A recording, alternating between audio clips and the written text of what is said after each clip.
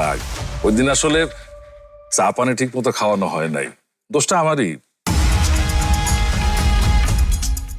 তাই আজকে আইসু তোমাকে সবার পোলাও মাংসের দাওয়াত। না না, আমাকে সময় নেই, মেলা কাম আছে। ভাই আমার উপরে রাগ করে আছে। ভাবি, আপনার কাছে আমার অনুরোধ, আপনি কিন্তু সবার নিয়ে আসবেন। মনে করেন যে এটা আপনার ভাইয়ের তরফ থেকে একটা আবদার। একই গ্রামে থাকি আমরা, কুন্দল সারাদিন বাড়ায় লাভ আছে?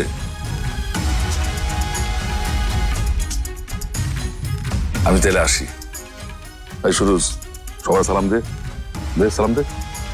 আসসালামু আলাইকুম। ওয়ালাইকুম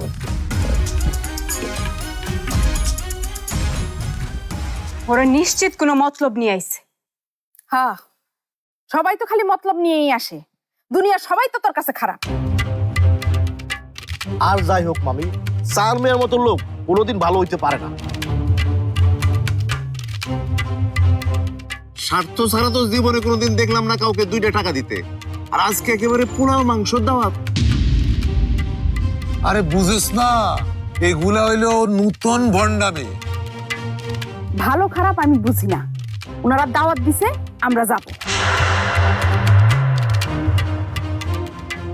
এই মহিলার মাথা আসলেই গেছে।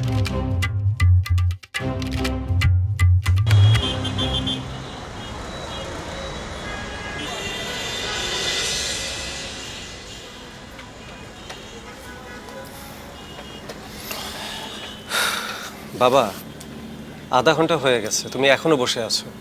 বাজারে যাবে কখন? হ্যাঁ, এত অস্থির হচ্ছিস কেন? চাটা শেষ করতে দে।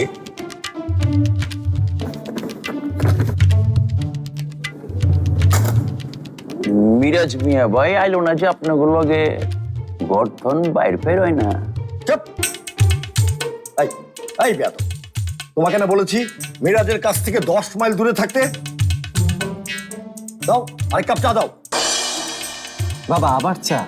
এই নিয়ে 3 কাপ হলো। আর রাখছিস কেন?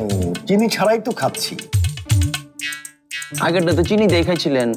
বাজে কথা, কোথায় চিনি খেয়েছি? হ্যাঁ, তোমার দোকানে তো দেখি আর চাই খাওয়া যাবে না। কথায় কথায় খালি মিথ্যা।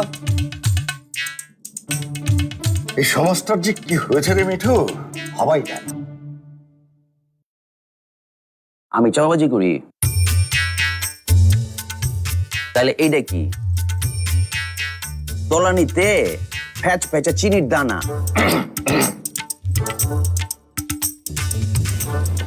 বাবা, কাহিনীটা কি বলো তো? তুমি বাজারে যেতে চাচ্ছ না কেন? আমার কিছু ভালো লাগছে না রে মিঠু। কেন? কেন জানিস না তুই? বাড়িতে একটা জীবন